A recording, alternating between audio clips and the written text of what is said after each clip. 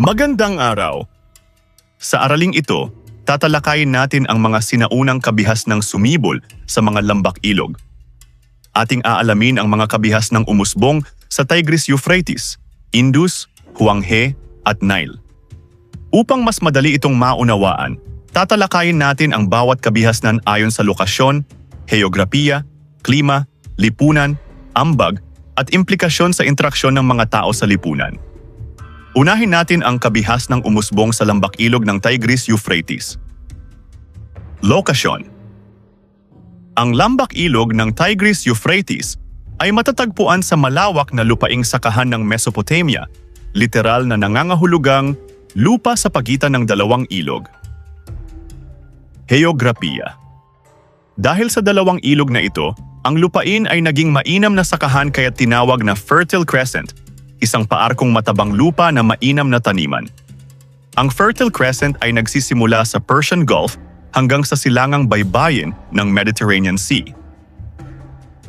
Klima. Ang palagiang pag-apaw ng mga ilog na ito ay nagdulot ng pagtaas ng tubig at kapag humupa na ay nag-iiwan ng mainam na lupang sakahan. Lipunan. Dahil sa matabang lupa at pagkakaroon ng tubig mula sa Tigris at Euphrates, naging mainam ang Mesopotamia para sa pagsasaka at pagbuo ng mga pamayanan malapit sa mga ilog. Ambag. Maliban sa napakainam na lupang sakahan malapit sa mga ilog, may mga natagpuang kasulatan mula dito sapat upang tawagin ang Mesopotamia bilang ang duyan ng kabihasnan. Ang mga nabanggit na kasulatang ito ay kapantay ng mga natagpuang kasulatan sa Ehipto na kilala bilang hieroglyphics. Cuneiform naman para sa mga Sumerian sa Mesopotamia. Implikasyon sa interaksyon ng mga tao sa lipunan. Dahil sa matabang lupang sakahan at sa mga kasulatang natagpuan sa Mesopotamia, makikita na umunlad ang pamumuhay at ugnayan ng mga tao sa kanilang pamayanan. Nakatulong ang kapaligiran at ang sistema ng pagsulat sa paghubog ng kanilang kabihasnan.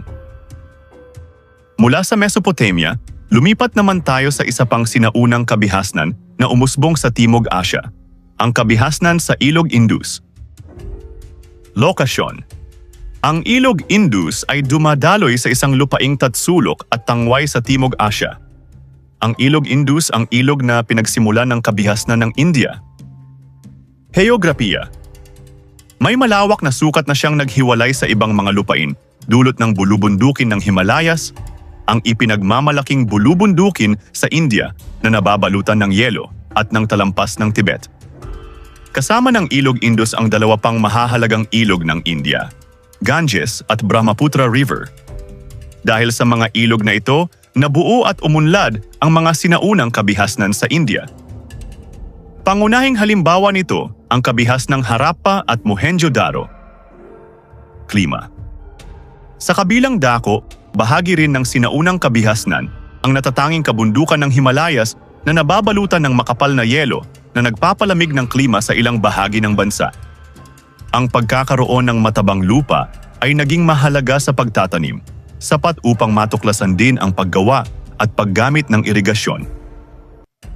Lipunan.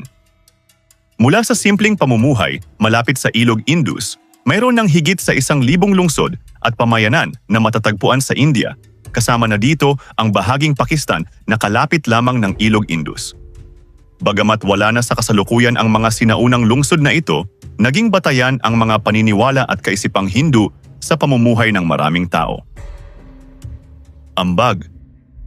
Ang mga paniniwalang ito ang naging gabay ng mga Asyano sa paglinang ng kanilang kabihasnan at nakatulong upang matamo ang mataas na moralidad at antas ng pamumuhay.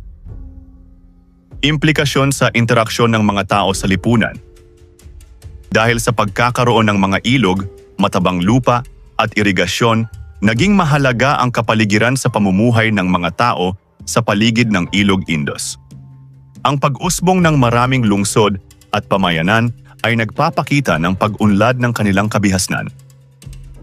Katulad ng Indus, isa ring mahalagang ilog ang naging sentro ng pag-usbong ng kabihasnan sa China. Ito ang Ilog Huanghe. Lokasyon. Katulad din ng ibang sinaunang kabihasnan, Nagsimula rin sa ilog o lambak-ilog ang kabihasnan sa China, sa ilog Huanghe. Heograpiya. Kakaiba ang katangian ng ilog na ito dahil ang Huanghe ay nag-iiwan ng dilaw na banlik o silt sa kapatagan. Tinawag naman na luwes ang banlik na ito, na isang uri ng matabang lupa na mainam para sa sakahan. Klima. Ngunit hindi tulad ng ibang ilog ng sinaunang kabihasnan, ang Huanghe ay nagdala ng kalungkutan sa China dahil sa pag-apaw ng ilog na ito. Naging sanhi ito ng pagbaha na nagdulot ng pagkamatay ng maraming Tsino. Ito ang dahilan kung kaya't tinawag sa kasaysayan ang ilog Huanghe bilang ang pighati ng China o China's Sorrow. Lipunan. Nakinabang naman sa sinaunang kabihasnang ito ang higit sa 10 dinastiya sa China at tinaguri ang pinakamatandang kabihasnan mula sa pamana ng ilog Huanghe. Ambag. Isa sa mga natatanging kontribusyon ng mga dinastiyang ito ay ang proyekto upang makontrol ang pagbaha tuwing umuulan at umaapaw ang tubig sa ilog. Sa pangunguna ni Emperador Yu, nagpagawa ito ng mga dike na haharang sa ilog sa tuwing may pag-apaw ng tubig. Ito rin ang naging batayan ng sistema ng irigasyon o pagdaloy ng tubig sa sakahan sa buong bansa. Implikasyon sa interaksyon ng mga tao sa lipunan. Dahil sa panganib ng pagbaha sa Huanghe, naging mahalaga ang mga proyektong ginawa upang makontrol ang pag-apaw ng tubig. Ang paggawa ng dike at paggamit ng sistema ng irigasyon ay nakaapekto sa paraan ng pamumuhay at pagsasaka ng mga tao sa China. Mula sa Asia, puntahan naman natin ang Africa, kung saan umusbong ang isa pang mahalagang kabihasnan sa lambak-ilog ng Nile. Lokasyon.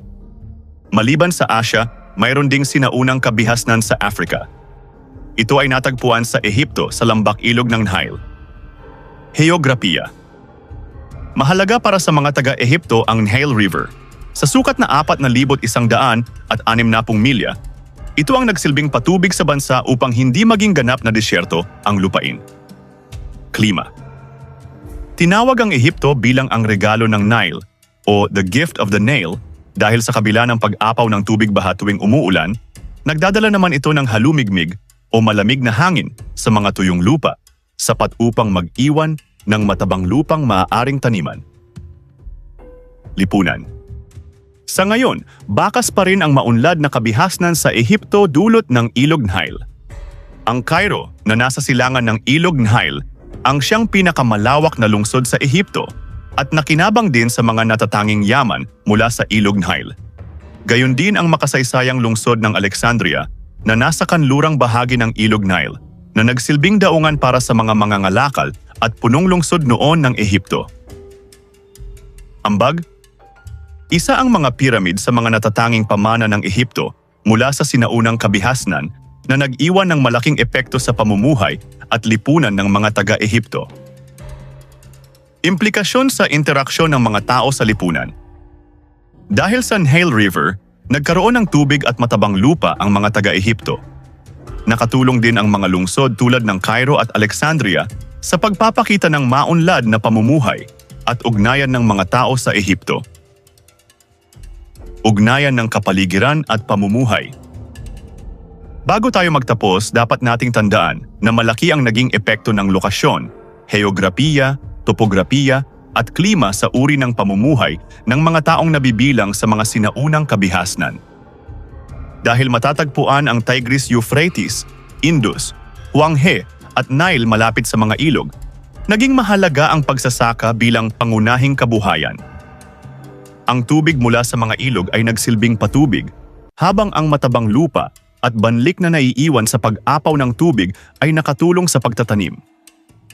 Sa Mesopotamia, naging mainam na sakahan ang lupain sa pagitan ng dalawang ilog. Sa Indus, nakaapekto ang mga ilog, Himalayas at talampas ng Tibet sa pagbuo ng mga pamayanan. Sa Huanghe, nakatulong ang luwes sa pagsasaka, ngunit naging hamon ang pagbaha, samantalang sa Nile, ang ilog ang nagbigay buhay sa Ehipto upang hindi maging ganap na disyerto ang lupain. Dahil dito, natutunan ng mga tao ang paggamit ng irigasyon, paggawa ng dike, pagbuo ng pamayanan, at pakikipag-ugnayan sa iba upang mapaunlad ang kanilang kabihasnan. At diyan nagtatapos ang ating aralin tungkol sa kabihas ng sumibol sa Tigris, Euphrates, Indus, Huanghe at Nile. Kung nakatulong sa iyo ang video na ito, huwag kalimutang i-like, mag-subscribe at i-click ang notification bell para lagi kang updated sa mga susunod nating aralin. Hanggang sa muli, maraming salamat sa inyong panonood.